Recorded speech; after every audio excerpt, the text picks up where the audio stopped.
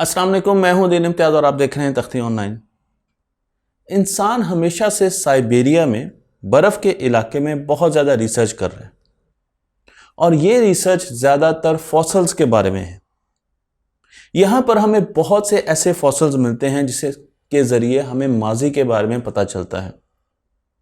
मैं आपको इस वीडियो में कुछ ऐसे फॉसल्स दिखाने जा रहा हूँ जो कि हमें हज़ारों साल पुरानी इन्फॉर्मेशन दे रहे हैं, लेकिन इन फॉसल्स के साथ जुड़ी हुई है कुछ ख़तरनाक चीज़ें जो कि हमारी ज़िंदगी के लिए, ज़मीन की ज़िंदगी के लिए ख़तरनाक भी हो सकती हैं। मैं आपको लेके चलता हूँ साइबेरिया के कुछ एक्सपेरिमेंट्स की तरफ, जिनमें मुख्तलिफ साइंसदान साइबेरिया की बर्फ़ से मुख्तलिफ फॉसल्स निकाल रहे हैं। तो सबसे पहले फॉसल की बात करेंगे। ये 28,000 साल पुराना फॉसल है और ये फॉसल साइबेरिया में एक शेर के बच्चे का है। लायन कब कहा जाता है।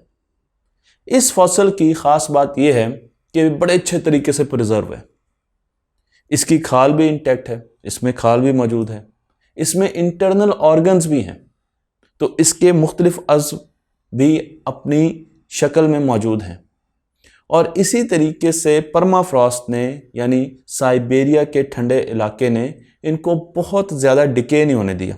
इस खबर के बारे में हमें बताया एक रशियन पैलेंटोलॉजिस्ट ने, जिनका नाम बड़ा मुश्किल है, मैं कोशिश करता हूँ, एल्बर्ट प्रोटोपोपव।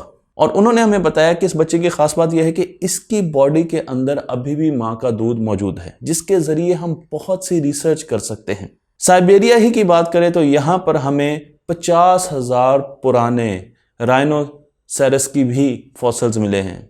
आप इनको तस्वीर में देख सकते हैं, जो कि पानी के अंदर आकर जम गए और फिर महफूज हो गए, और हज़ारों सालों के बाद इंसान ने उनको खोद कर निकाला तो उनके जिस्म के अज़्व अभी तक महफूज हैं। हम उनके ज़रिए उन पर मुख्तलिफ रिसर्च कर सकते हैं और देख सकते हैं कि वो किस किस्म की आबो हवा में ज़िंदा थे, क्या खाते थे। यहाँ पर आपको एक वुल्फ की, एक भेड़िए का सर दिखाया जा रहा है जो कि 32,000 साल पुराना है, साइबेरिया से निकला। लेकिन साइंसदानों को इस सर में बहुत ज़्यादा दिलचस्पी है, क्योंकि आप देख सकते हैं कि ये तो ऐसे लगता है जैसे अभी कल ही इस सर को काटा गया हो। इस सर में बहुत सी इंफॉर्मेशन मौजूद है जो कि हमें उस वक्त के बारे में बता सकती है। इन फॉसल्स को, जिसमें हमारे पास बहुत सी इंफॉर्मेशन है, इनको हम क्लोन करने भी जा रहे हैं। आपने मशहूर हाथी वूली मैमथ का तो सुना होगा, उसके बच्चे का सुना होगा, जिस पर मैं बहुत सी वीडियोस बना चुका हूं। और ये बच्चा 39,000 साल पहले साइबेरिया के पानी में घिर गया और जम गया। जब आज इसे हमने निकाला, आज से मुराद इन सालों में हमने इसे निकाला, तो इसमें बहुत सी इंफॉर्मेशन मौजूद थी जो इसकी खाल में थी, इसके मसल्स के टिश्यूज़ मौजूद थे, इसमें ब्लड मौजूद था। ये पहला वूली मैमथ है जिसका ब्लड हम तक पहुंचा है, और इसीलिए अब हम कोशिश कर रहे हैं कि इस ब्लड की मदद से, इसके डीएनए की मदद से हम इसे दोबारा ज़िंदगी की तरफ ला सकें और क्लोन कर सकें। लेकिन जब भी हम ऐसी बातें करते हैं तो ऐसा लगता है जैसे हम फैंटेसी की बात कर रहे हैं। मैं आपकी मुलाकात एक ऐसे माइक्रो ऑर्गेनिज्म से करवाने जा रहा हूं जो कि कई हज़ारों साल बाद जिंदा हो गया। जी हाँ, मिलिए डेलॉयड रोटिफर से, जिसकी तस्वीर मैं आपको दिखा रहा हूं। और इस ऑर्गेनिज्म को हमने साइबेरिया से निकाला, फ्रीजिंग हालत में, मल्टी सेल्ड ऑर्गेनिज्म है और माइक्रोस्कोप के अंदर नजर आता है। तो जब इसको निकाला गया तो ये बिल्कुल फ्रीज हो चुका था। हमारी रिसर्च ये कहती थी कि रोटिफर 10 सालों से ज़्यादा फ्रीज रहकर जिंदा हो सकता है, लेकिन अब जदीद साइंसदान ये कहते हैं कि हज़ारों साल के बाद भी रोटिफर जिंदा हो सकता है। और इस एक्सपेरिमेंट में जब हमने इसका फॉसल बाहर निकाला तो ये खुद ब खुद जिंदा हो गया, और 24,000 साल पुराना ये रोटिफर था। तो 24,000 साल के बाद ये खुद ब खुद जिंदा हो गया, बल्कि रिप्रोड्यूस करना शुरू हो गया। किसी किस्म की एड की ज़रूरत नहीं थी, साइंसदानों ने कुछ नहीं किया, लेकिन ये अपने आप जिंदा हो गया और इसने अपनी पॉपुलेशन को बढ़ाना शुरू कर दिया, जो कि एक बहुत ख़तरनाक चीज़ है। हम सिर्फ जानवरों के और माइक्रो ऑर्गेनिजम्स के फॉसल्स नहीं ढूंढ रहे, साइबेरिया में हमें इंसानों के फॉसल्स भी मिल रहे हैं।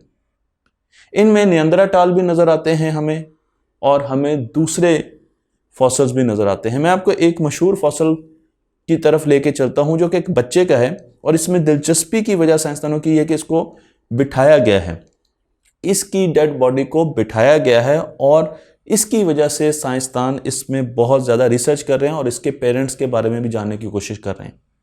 लेकिन जब भी ऐसे पुराने फॉसिल्स हम ज़मीन से निकालते हैं तो उनके साथ जुड़ी हुई पुरानी बीमारियां भी ज़मीन से बाहर आ सकती हैं और इंसानियत को इससे ख़तरा भी हो सकता है। हम इस वक्त भी एक वबा से लड़ रहे हैं। अगर आपको इस बात का यकीन नहीं आता तो मैं लेकर चलूंगा आपको 2014 में, जब एक साइंसदान जो कि फ्रेंच एवोल्यूशनिस्ट हैं, इनका नाम भी बड़ा मुश्किल है, जेन माइकल क्लेवरी, इन्होंने साइबेरिया से एक सैंपल लिया और उसके अंदर मौजूद अमीबा को देखा जो कि आहिस्ता आहिस्ता मर रहे थे। ये बड़े हैरान हुए और जब इन्होंने बहुत ज़्यादा रिसर्च की तो पता चला कि अमीबा को एक वायरस इन्फेक्ट कर रहा था। यह वायरस इनकी हैरानी के लिए तमाम मौजूदा वायरसेस से बड़ा था। इसका नाम पाइथोवायरस रखा गया और इसकी जो लेंथ है वो 1.5 माइक्रोमीटर है। अमूमन वायरस नैनोमीटर्स में मेजर किए जाते हैं, लेकिन ये वायरस इतना बड़ा है कि माइक्रोमीटर में इसका साइज मौजूद है। और अगर आप बैक्टीरिया को देखें तो बैक्टीरिया का साइज 2 माइक्रोमीटर के करीब होता है। तो ये 1.5 माइक्रोमीटर, इसका मतलब ये है कि ये बैक्टीरिया के साइज का वायरस था। अगले साल जब इसी सैंपल को साइंसदानों ने और गौर से देखा तो उन्हें एक और वायरस मिला।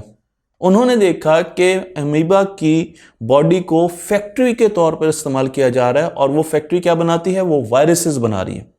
ये भी एक जायंट वायरस था, बहुत बड़ा वायरस था। इस वायरस का नाम है मोली वायरस, जो कि 2015 में इंसानों ने डिस्कवर किया। और इस वायरस ने अमीबा की बॉडीज को इस्तेमाल कर करके अपनी पॉपुलेशन को बढ़ाना शुरू कर दिया। खुशकिस्मती से ये दोनों वायरस इंसानों को अफेक्ट नहीं करते, लेकिन क्या हम ज़्यादा देर तक खुशकिस्मत रह सकेंगे? साइबेरिया से हटकर अगर हम नॉर्थ पोल की तरफ जाएं, हम आर्कटिक की तरफ जाएं, तो वहां पर भी बहुत से ऐसे वायरस और बैक्टीरिया छुपे होंगे।